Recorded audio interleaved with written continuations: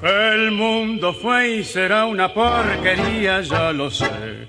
En el 506 y en el 2000 también, que siempre ha habido chorros, maquiavelos y estafados, contentos y amargados, valores y doblez. Pero que el siglo XX es un despliegue de maldad insolente, ya no hay quien lo niegue. Hola Sergio, ¿qué más? ¿Cómo está? Muy bien, gracias. Bueno, buenas Hola noches a a todos todos. los... ¿Cómo están? ¿Qué tal? Bueno, muchas gracias por volver a escucharnos, por volver a la 23. Bueno, el día de hoy tenemos un tema que, digamos que está en la médula del origen de nuestro programa, ¿cierto? Está el hecho de ser profesores, de trabajar para una institución educativa o de haber trabajado para instituciones educativas. Y ciertamente, pues como la lectura que hemos podido hacer de ser profesores, de estar frente a un tablero, de estar incluso en un modo ciertamente como eh, podría ser como en una dimensión horizontal con los estudiantes muchas veces, eh, también con el ánimo de no ser profesores muchas veces. Y bueno, nosotros para esta noche queremos empezar con una canción que puede ser ciertamente un poco cliché, de pronto esperable, que es la segunda parte de Another Brick in the Wall de Pink Floyd.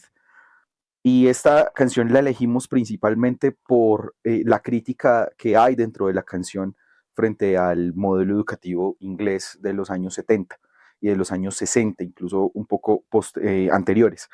Y allí lo que nosotros vemos es que hay un sistema educativo que pretende como amoldar a un sistema, a una caja, amoldar a unas formas específicas esperables por la sociedad, esperables por un sistema económico, por un sistema político, por un sistema ideológico también, ¿sí? Y eso pues a mí me hace pensar como en varias cosas, como y que creo que vamos a conversar a lo largo del programa, y es qué hace un buen profesor. Un buen profesor está dentro del sistema, un buen profesor le hace caso al sistema, lo cuestiona. ¿Qué hace pues en ese sentido pues como la calidad del profesor? Mm, y por otro lado, pues vamos a dialogar también sobre como sobre esa imagen que de pronto nosotros en nuestra actividad diaria, en nuestra cotidianidad, hemos podido pues como construir. Vamos entonces con Another Brick in the Wall de Pink Floyd, Another Brick in the Wall parte 2.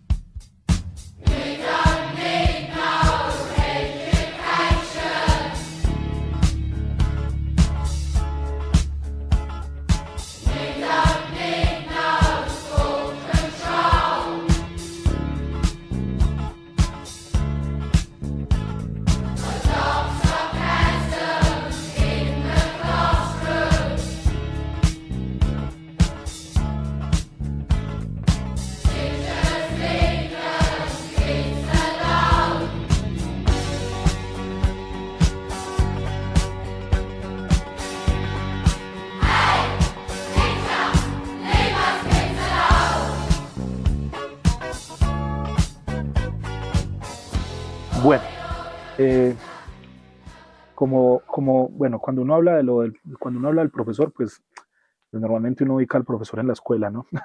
O lo ubica, como bien lo decías ahora, Carlos, dentro de la institucionalidad. Parece que el profesor es, a la manera como lo diría quizás Foucault, una posición de sujeto, un lugar que ocupamos en determinado momento. No es igual al sabio, ¿no?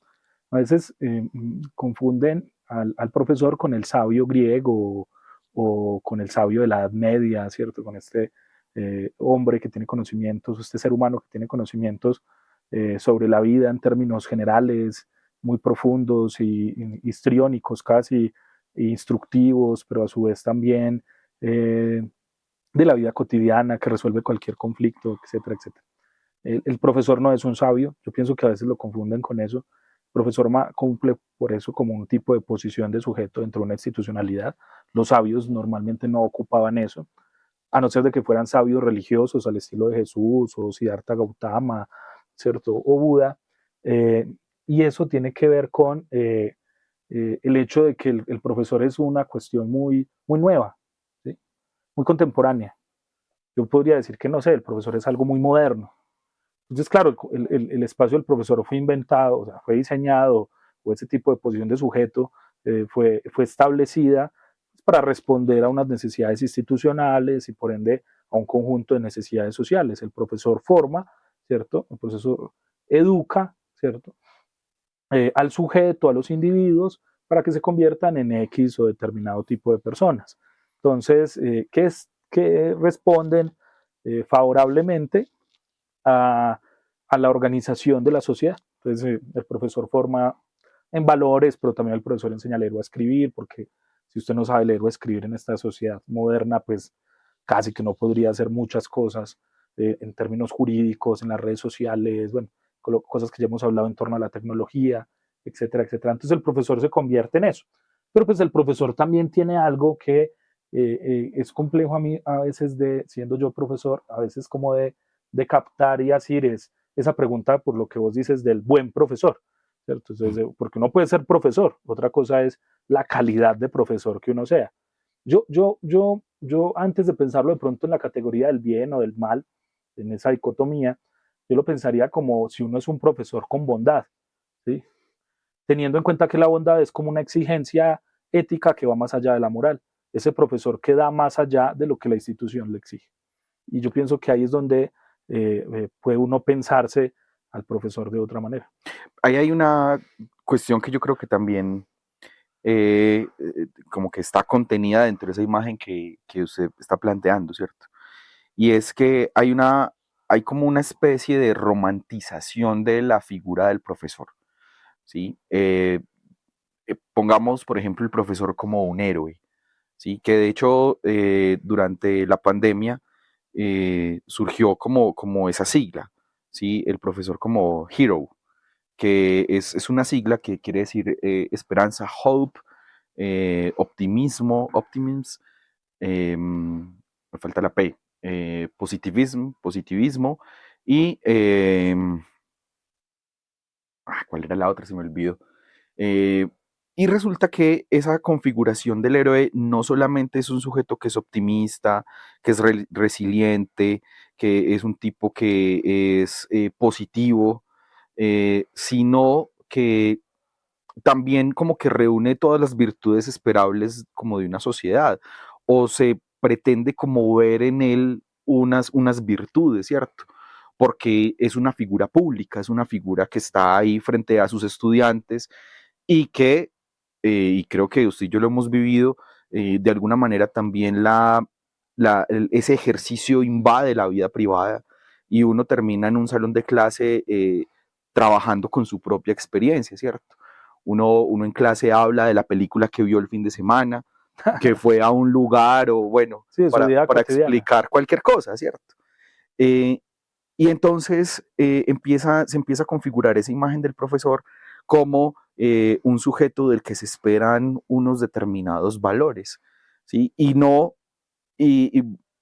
digamos, no se piensa tanto al profesor como un sujeto, y pongámoslo en palabras como de Bakhtin, o también de lo que hizo en algún momento Dostoyevsky, y es de un antihéroe, ¿sí? Que es falible, es un tipo que también puede tener una moral ambigua, es un tipo que puede tener también una serie de errores, de fracasos Por y eso, demás. por eso considero que es como cuando yo hablo de esta confusión entre el sabio y el profesor, es porque, digamos, externamente los padres, no sé, cuando uno es profesor de colegio, por ejemplo, o o los mismos estudiantes, cuando uno es profesor dentro de una universidad, pues pueden hacer idolatría del profesor, ¿cierto? Convertirlo en un sabio. Y el sabio tiene esa dimensión, pues que el sabio no solo representa conocimiento, sino que también representa como un alto valor en la vida práctica, ¿sí?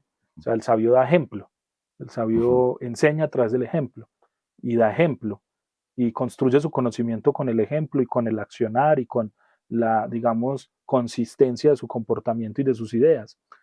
Y yo pienso que el profesor no está en ese ámbito, que es una confusión. El profesor no es un sacerdote, ni un sabio, ni un revelado, ni un iluminado, ¿cierto? El profesor, en primero, es un ejercicio también laboral. El que está de profesor también es trabajador, es un asalariado. Quizás un asalariado con ciertas ventajas de capacidad adquisitiva sobre otros tipos de asalariados, pero un asalariado más. O sea, puede que el profesor gane un poco más de dinero que lo que puede hacer un trabajador de obra, pero eso no implica que ambos son asalariados. Entonces, en ese sentido, la responsabilidad del profesor es confusa. ¿Por qué? Porque no es la responsabilidad de nuevo del sabio, de este ser romantizado. Porque porque la pregunta es, bueno, el profesor va a ir a dar clase porque hay un amor por el conocimiento y una pasión por dar la clase, o el profesor da la clase porque es su labor, es por lo que le pagan. Entonces, uno podría decir que un buen profesor, institucionalmente hablando, es el que da la clase por su labor, ¿cierto? Porque cumple con determinados ítems, funciones, objetivos, índices que miden las instituciones. Mientras que yo pensaría que el profesor, que es bondadoso, que va más allá de lo que le exige la institucionalidad, quizás contra la institucionalidad, eh, sería más cercano al antihéroe. Y yo pienso que ese profesor que habla de su vida cotidiana en el salón de clase, o el profesor que intenta intercalar su experiencia con la experiencia de sus estudiantes, para poder así ir enseñando sus conceptos, por ejemplo, en el ámbito en el que yo me muevo, que es la filosofía, o Carlos en la literatura, ¿cierto? Cuando uno intenta hacer eso, uno intenta, pues hay como un esfuerzo por hacer cotidiano lo que al parecer no lo es. La gente piensa que la literatura o la filosofía son grandes formas del saber o del Sí. arte, como desenraizadas de su vida cotidiana, y uno intenta como volver a tejer esa relación. Y eso implica un esfuerzo, pero también implica una exposición, la Es que, exposición humana del profesor. claro, y eso era como hacia donde quiero llevar lo que planteábamos ahorita al inicio, ¿cierto? Como las relaciones de poder que se dan en el salón. Mencionaba como una relación horizontal, ¿cierto? Donde yo también puedo tratar al otro, eh, digamos que en ciertos términos en los que yo puedo entender o puedo adecuarme al discurso del otro, pero también hay una relación de verticalidad, un poder vertical que semióticamente está determinado por mi posición frente al tablero, mi posición frente a los El estudiantes, uso del el marcador, uso del marcador, que etcétera. era lo que también hablábamos el otro día, que simplemente ese gesto de yo poder rayar en el tablero implica que yo tengo el control del discurso en ese momento. Y, y eso creo que ahí es donde empezamos como a necesitar que pensemos en que ese poder de estar en el tablero, de poder decir algo a los estudiantes, eh, ¿cómo podríamos hablar de que el profesor se encarga también de instaurar un sistema ideológico o a partir de ese discurso susceptible más bien de plantear una tendencia ideológica, ¿sí? El hecho de que el profesor exponga sus puntos de vista frente a los demás estudiantes. En mi caso, yo cuando tengo los cursos de literatura latinoamericana, eh, yo abiertamente digo que no vamos a trabajar a Jorge Luis Borges, porque de pronto puede ser en otro curso, en otro momento quiero No trabajarlo, le cae bien José Luis. pero no por eso, sino porque Jorge Luis Borges es lo esperable en un curso de literatura latinoamericana.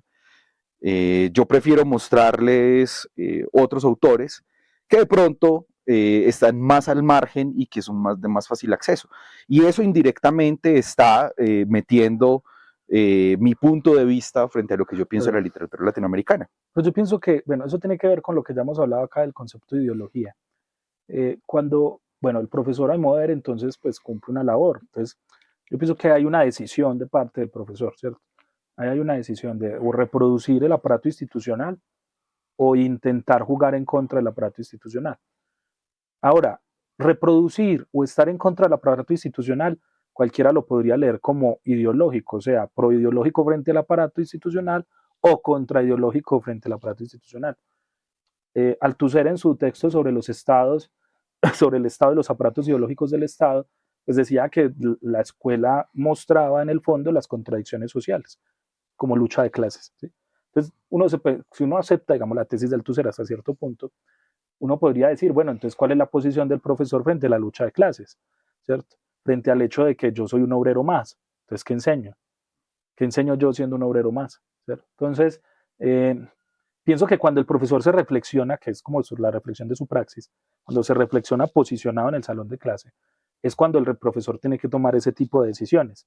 Ahora, si yo puedo tomar la decisión, yo pienso que como lo dice de pronto, como lo dice Gilles Deleuze en el abecedario, cuando trabaja sobre la letra P y habla sobre el ser profesor, Gilles Deleuze dice que la clase es como una materia móvil, ¿no? Como él lo ve muy artísticamente, digámoslo así, como lo que haría un pintor con la pintura, lo que hace el escultor con la pieza de mármol, etcétera, etcétera. Como que yo le doy forma, ¿sí? Yo le puedo dar hasta cierto punto. ¿Por qué hasta cierto punto? Pues porque tanto el mármol como la pintura uno puede hacer hasta cierto punto ciertas cosas con eso. Entonces, la clase es como eso, como que yo le doy un molde, yo la guío, ¿cierto? Yo la tengo que convertir en una experiencia móvil, le llama eso él. Entonces, ¿para quién es la clase? Entonces uno dice, para los estudiantes. Pero quizás lo que uno dice en clase no le interesa a todos los estudiantes. O quizás solo le interesa a ciertos fragmentos. ¿Eso qué quiere decir? Que a pesar de que yo pueda reproducir cierto aparato ideológico dentro del salón de clase, los estudiantes no son seres pasivos que simplemente reciben lo que uno dice. Ahora, yo pienso que puede haber un acto de sinceridad en la bondad del profesor cuando, yo por ejemplo hago eso en mis clases, declara su posición. Yo en mi clase declaro mi posición frente a determinados autores que expongo. Y digamos, en cierta medida reto a mis estudiantes para ver si pueden presentar contraargumentos o posiciones contrarias a la mía frente a lo que estamos viendo. Por supuesto, y es que ahí es donde se produce como el diálogo, ¿cierto? Y también es como la oportunidad que uno tiene para demostrarse incluso que la postura que uno tiene también tiene unas fisuras, ¿cierto?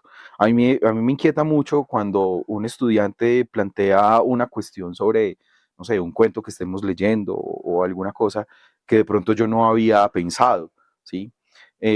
Hace poco un estudiante me comentaba que una de las cosas que más temía era de pronto de llegar a ser profesor, era no saber, ¿sí?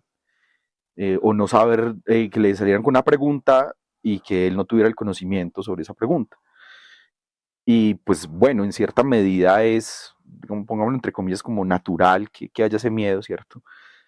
Pero uno en el salón de clase empieza a reconocer también que ese conocimiento no es infalible, ¿sí? Y que pretender tener el conocimiento o pretender como cubrir todos los flancos en un plan de clase, como con qué me van a salir, ¿cierto? Es restringir precisamente la espontaneidad de la forma de la que usted hablaba ahorita, porque muchas veces en la clase uno puede llegar con unas intenciones, uno puede llegar con un estado de ánimo que le permite hacer ciertas cosas, ¿cierto? O que lo motiva a hacer ciertas cosas o lo desmotiva a hacer ciertas cosas. Y esa respuesta, la respuesta del estudiante frente al profesor cuando uno está planteando, no sé, ideas y que ahí está, insisto, ahí muchas veces está en nuestro estado de ánimo, eso cambia, ¿sí? Eso muta, hace que la clase o que el estudiante que está, o los estudiantes que están ahí sentados, sean, no sé, unos seres dinámicos que alteran todo el plan que uno tiene. Claro, pero eso tiene que ver con que el profesor, vuelvo a lo mismo, no es un sabio. O sea, los estudiantes por eso de nuevo, vuelven, o los padres o la sociedad, Eso no quiere decir que el trabajo del profesor no sea valioso socialmente, es absolutamente valioso, tanto para reproducir la sociedad como para cambiarla, tanto como para que la sociedad siga siendo lo mismo, como para cambiar ciertos aspectos de la sociedad. El profesor puede cumplir un aspecto, puede cumplir una labor fundamental ahí. Pero, de nuevo, porque no es un sabio, porque el profesor no tiene todas las respuestas. O sea, el profesor, una clase no es, o al menos yo nunca la he visto de esa forma, como que yo sea un material de respuestas acertadas, eh, de verdades absolutas o indubitables sobre el conocimiento. No, la clase sí es una materia móvil, como la estamos viendo ahorita, como un campo de expresión y de experiencia, como vos lo decías ahora. Eso implica la interrupción o también implica la entrada de lo alterno, de lo externo, de lo otro, de lo diferente, de lo no esperado, de lo incierto, de la pregunta que usted jamás se ha hecho, Claro, ¿cierto? claro. Y pienso que en eso lo que genera la clase, cuando la clase es eso, y no meramente una estructura dogmática, y no meramente una estructura reproductiva, repetitiva, que tiene como finalidad sacar estudiantes solo para que sean trabajadores que reproduzcan el sistema, para que sean obreros que se muevan en la misma dinámica del sistema, sino que la clase implique el ejercicio de que el estudiante piense. ¿Eso qué implica? Que puede pensar distinto a usted, primero, que puede llegar a respuestas distintas, segundo. Tercero, que puede estar en contra de usted. Y cuarto, que el estudiante puede irse, Sin ningún mamarse problema, de la claro. clase. Entonces, eso tiene que hacer parte de la materia de la clase, para que la clase fluya, pero a su vez eso también es muy importante para el profesor, porque yo he sentido que al ser la clase así, yo también llego a respuestas que no tenía, o también llego a focos de investigación que no pensé, o también llego a pensamientos o interpretaciones que no tenía en cuenta, porque por ejemplo uno prepara la clase, pero no es igual a darla. Cuando uno prepara la clase piensa en algo, cuando uno da la clase piensa otra cosa. Claro, porque está el gesto del otro, está el clima del otro, El de los momento, el otros, claro. encuentro, el acontecimiento. Sí, sí, sí. Ahora, esas otras clases dogmáticas, yo las relaciono mucho con algo que dice nuestro amado Omar Fisher, y es el castillo de vampiros, ¿no?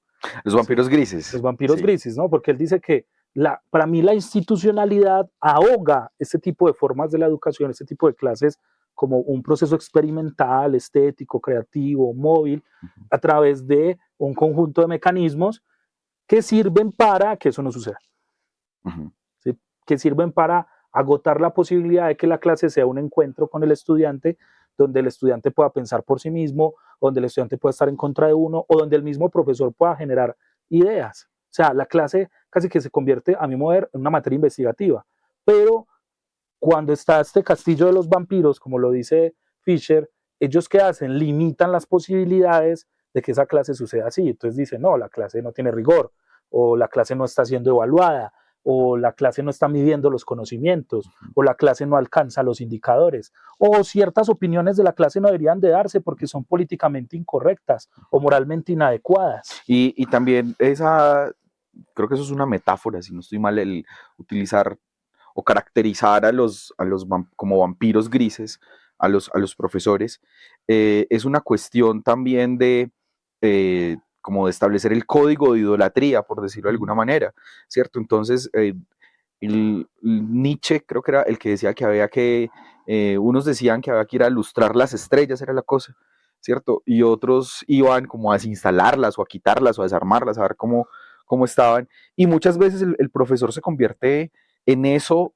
sea, como que el profesor pule zapatos. Hay profesores que pulen zapatos. Entonces le pulen los zapatos a Kant, digamos en filosofía, los zapatos a Nietzsche, o en literatura a Borges, Cortázar, Gabriel García Márquez, que también se los pulen bastante. Sí. Y el estudiante pues no tiene otra opción sino que también ir a pulirlos, ir a brillarlos. Intentar pulirlos mejor, supuestamente. Sí. Y solamente consigue replicar lo que el profesor espera que se replique. Claro, ¿cierto? Y siempre falla. O sea, en esta forma del vampiro gris, que es el profesor, que reproduce la institucionalidad, el estudiante falla. El estudiante siempre le falta algo. Siempre le falta un elemento para interpretar correctamente, o siempre tiene una idea suelta, o hay una incompletud en su postura, que milagrosamente este profesor, que sí se cree sabio, tiene la respuesta, sí la complementa, ¿sí? Entonces ahí el profesor ya, a mi modo de ver, no es no es este profesor bondadoso, sino que es el profesor bueno para el sistema. ¿Por qué es bueno? Porque los estudiantes salen pensándose incompletos, imperfectos, torpes, tontos, inútiles o incapaces. Uno muchas veces nota, porque uno tuvo profesores así, que lo que termina sucediendo ahí con la clase es que es silenciosa. El profesor termina hablando. Yo tuve un gran profesor, no voy a decir su nombre, que llenaba salones masivamente, pero él era el único que hablaba. Y cuando alguien le preguntaba algo, él simplemente, no era como un diálogo o una discusión donde quizás el estudiante y él tenían diferencias, sino que lo que hacía era como, tú no sabes, vente completo. Eso es muy tenaz porque por lo menos la experiencia que he podido como tener en los últimos 5, no sé, 8 años, tal vez un poquito más que yo siendo profesor, yo necesito conversar. Yo necesito que el otro me envíe un mensaje de respuesta en mis clases, en mi discurso. Yo necesito que el otro pregunte, yo necesito que el otro afirme, yo necesito que el otro pelee, ¿sí? Bueno, pelee, por supuesto, y discuta dentro del marco de la clase.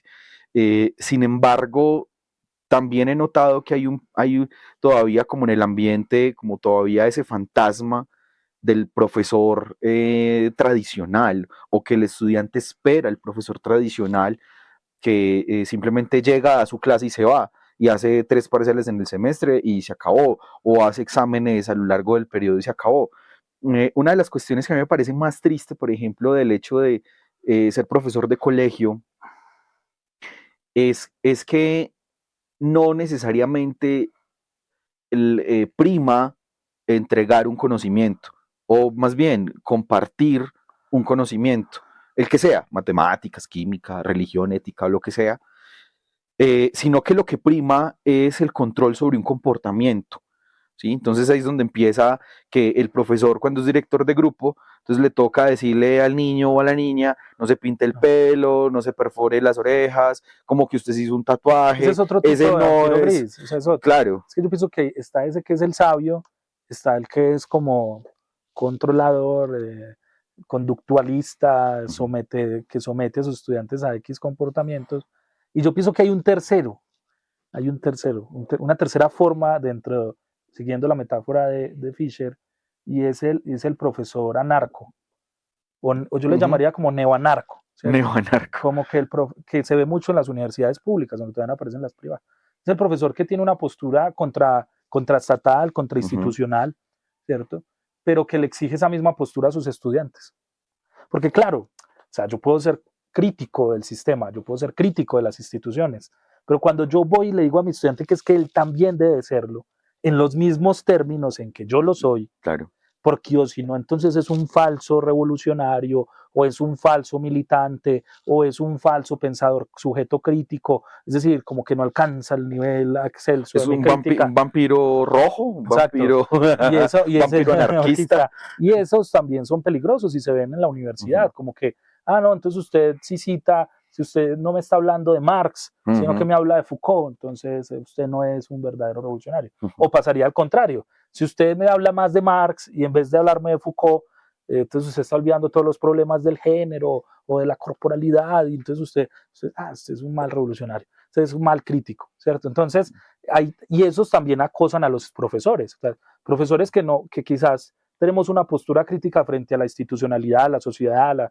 la sociedad del mercado, etcétera, etcétera, pero que no tenemos actitudes ideologizantes, dogmáticas, también nos ven como tibios, flojos, suaves, ¿sí? O muchas veces también, no sé si difíciles sea como el adjetivo, porque también he tenido pues como algunos encuentros con que hay estudiantes que simplemente no comulgan, o no, ni siquiera comulgar, no están de acuerdo con que uno les proponga a ellos cuáles son sus ideas. Venga, muéstrame cuáles son sus ideas y pongámoslos acá en juego, ¿sí? Sino que vuelve a aparecer ese fantasma del profesor que va a abrirle la boca al muchachito y a rellenarlo, como en el video de la canción Another Brick in the Wall, la parte 2, que los pelados van por una banda transportadora, caen en una máquina de moler y salen hechos salchichas, ¿no?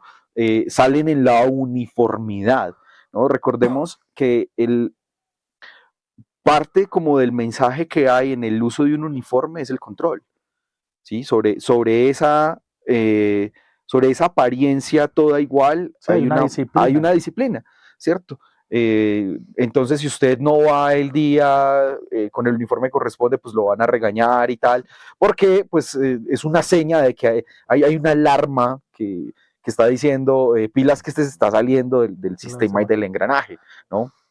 Ahora, la cuestión ahí es como que cuando uno acepta que la clase es una materia móvil, o sea, como esta posición que tiene el artista frente a la obra, frente a la materia con la que va a hacer su obra, eso implica que hay cosas que se salen, que hay cosas que se rompen, que hay cosas que cambian en el proceso entre cómo voy yo llevando el curso, llevando ya la clase en específico, y eso significa tener en cuenta la diversidad de los estudiantes. O sea, los estudiantes no son homogéneos, por más que los quieran hacer homogéneos, por más que el sistema desee hacer un proceso de homogenización, no lo son. Entonces, en ese tema, yo quisiera invitarlos sobre la no homogenización a escuchar una canción, la canción de 10º grado de Ana y Jaime, que justamente expresa algo muy lindo, que los mismos estudiantes, a pesar de que iban uniformados en el colegio, a pesar de que van en esa idea de la uniformidad, ellos mismos se hacen conscientes de que no son uniformes ni homogéneos. Entonces, espero que les guste 10º grado de Ana y Jaime.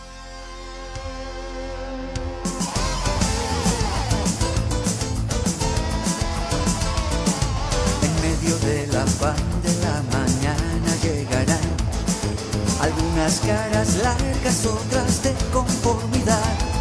Algunas prestan atención, otras piden explicación, otras viven tomando el pelo y solo esperan la hora de salida. Amigos en los buenos y en los malos días, para el fútbol, las clases y la algarabía. No existe un combo más tenaz en esta vida.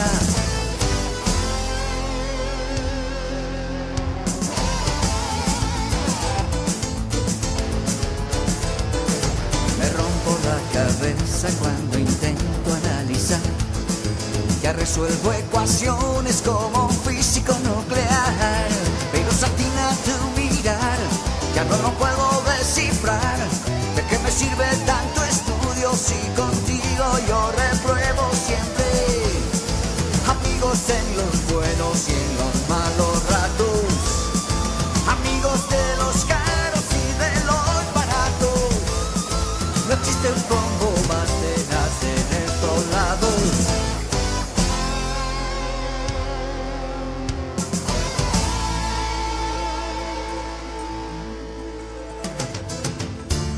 No siempre todo va bien, problemas no faltan, pero donde hay amistad nace la esperanza. Bueno, frente a eso, pienso entonces que para el profesor es muy difícil intentar no convertirse en un vampiro, porque ese es un tema, ¿no? O sea, el tema es que uno también lo muerden, ¿cierto?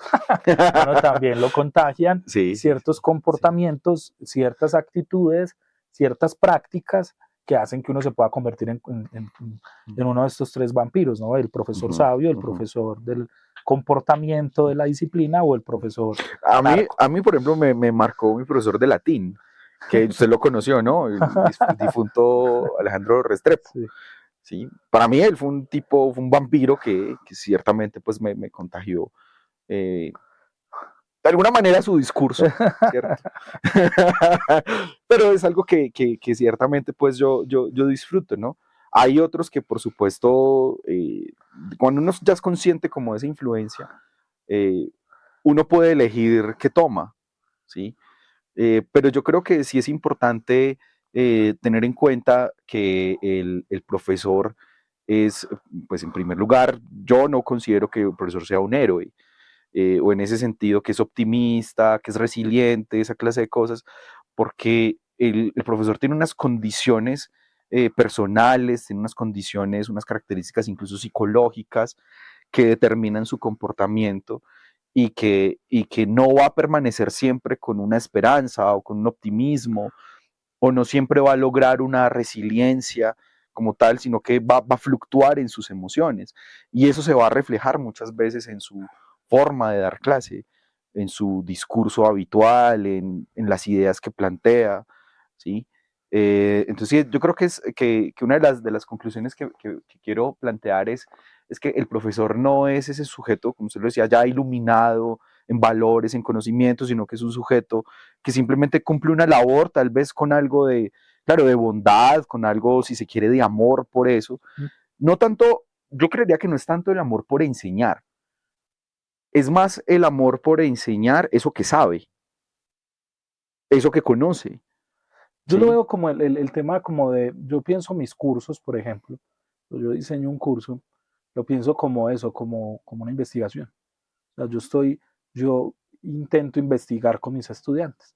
Por eso les exijo a veces leer mucho, porque intento que ellos también investiguen, ¿cierto? Que entiendan que, por ejemplo, en el ámbito en el que yo me muevo, que es la filosofía, investigar en filosofía es conocer la historia de la filosofía, es leer filosofía. O sea, usted cuando investiga en filosofía, pues es muy difícil utilizar otro tipo de metodologías, aunque se pueden usar de estadística, de encuesta, de entrevista, de análisis, pero esas metodologías son metodologías o sociológicas o antropológicas, igual son metodologías que uno trae de las ciencias sociales o que se pueden traer también de las ciencias duras, ¿cierto? Pero siempre vistas a la luz de toda esta tradición filosófica con la que uno se enfrenta. El estudiante de filosofía tiene que entender que se enfrenta a una tradición. Entonces es muy difícil, cuando uno es profesor en filosofía, no ser el profesor sabio. ¿Por qué? Porque uno da cuenta de la tradición. Entonces el estudiante a veces confunde que porque uno da cuenta de la tradición a partir de sus lecturas y estudios, entonces es porque usted las sabe todas. No, es porque el profesor trae un recorrido. También el profesor tendría como un poco más de experiencia, pero su experiencia no lo hace tampoco infalible, ¿cierto? Entonces la clase es una búsqueda. Yo, por ejemplo, propongo libros que no he leído o propongo textos que yo nunca he leído y los pongo ahí para que lo leamos. Entonces, no se los digo, no les digo, yo ese texto nunca lo he leído, pero sí lo leo para la clase y me enfrento a ellos, como textos que ya he leído mucho, pero que, por ejemplo, frente a la lectura, y creo que es algo que a vos, Carlos, también te ha pasado, y es que uno vuelve a leer un texto y encuentra cosas o piensa cosas que uno no encontró o pensó en otras lecturas. Entonces, pienso que el estudiante debe entender la materia investigativa del ejercicio del curso. El curso es una investigación que gira en torno a determinadas obras, autores, lecturas, cuando yo hablo, por ejemplo, de filosofía. O temas, conceptos. Es como si se enseñara ciencias naturales o ciencias exactas. Claro, creería yo que la finalidad del profesor en ciencias exactas no es que el estudiante memorice, aprenda un conjunto de conocimientos. Pienso que el estudiante lo que él buscaría es que el estudiante investigue, avance, piense cosas distintas. ¿Sí? Para eso, claro, se requieren conocimientos básicos, pero hay que ir más allá de los conocimientos básicos para no ser meramente elementos que reproducen la teoría como loros, ¿cierto? O reproducen las tesis o las conclusiones como loros. Y eso permite el espacio a la creación de nuevas cosas, o de nuevas posturas, o de nuevas teorías, o de nuevas resolver problemas. Recuerdo un caso que lo he visto en internet, que es un estudiante que llega tarde a clase y al llegar tarde ve en su tablero que dejaron como unas fórmulas para realizar. Entonces el pelado supone que esa es la tarea. A los 8 días vuelve, ¿cierto? Y trae la tarea hecha. Y el profesor la mira y se queda sorprendido, porque lo que habían dejado eran unas fórmulas que en matemática jamás se habían resuelto. Y el muchacho la resolvió. ¿Sí? Y el tipo nunca más hizo nada famoso en su vida. Resolvió eso. Y ya, con eso quedó en la historia. Pero vean que fue en un ejercicio de clase en una incertidumbre. Esa incertidumbre, por eso lo digo, tiene que estar abierta a la posibilidad de que el estudiante exprese libremente sus ideas o de que acontezcan cosas distintas. Y yo tengo estudiantes que me han hecho obras de teatro, lo hicieron en una vez en una clase usted y a mí. Ah, sí, el espejo. Claro. Sí, sí, sí. Si uno no permite que Sí. esas cosas acontezcan, Ujú. entonces no se va a permitir Ujú. que sucedan cosas distintas con Ujú. el conocimiento. No, en los cursos míos han hecho juegos de rol, han adaptado obras y cuentos a juegos de mesas. Sí, pues, Ahora, yo nunca hago eso, aplicaciones muy yo nunca hago interesantes. eso exigente, ¿no? Yo nunca exijo sean diversos, Ujú. porque eso sería muy raro, sino muy extraño, muy paradójico. Ujú. Lo que yo propongo es un curso normal, pero si un estudiante llega y me dice, no, yo quiero hacer esto, o quiero hacer esto, o me siento mejor haciendo esto, o profesor, yo le dejo ese campo abierto, porque quizás dentro de esa experiencia uno también como profesor construye conocimiento, aprende. Bien. Bueno, con esto vamos terminando, Sergio. Muchísimas gracias. Muchísimas gracias a todos los que nos están escuchando y bueno, nos están viendo por YouTube, ¿cierto? Ahora que ya tenemos YouTube. ¿Cómo es el Instagram de Los nosotros? invitamos a buscar el Instagram, a buscar el YouTube, la 23, Aceleracionismo Cultural, y a que nos escuchen en la radio. Muchas Se gracias. El mundo fue y será una porquería, ya lo sé. En el 506 y en el 2000 también, que siempre ha habido chorros maquiavélicos.